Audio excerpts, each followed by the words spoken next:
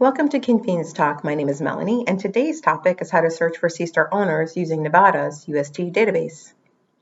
So I wanted to start the Convenience Talk website and a blog post. It has links to all the UST databases, and it's organized by state. So if I go down to Nevada, and I click on this link, it would open up to this page.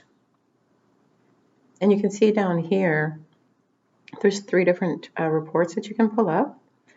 And so I pulled up the current owner report, and that brought me to this page and to this report.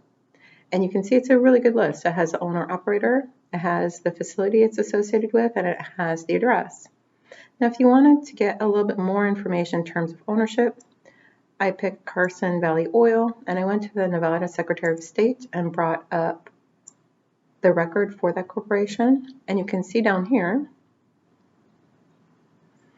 the president, secretary, treasurer, and the director of this company.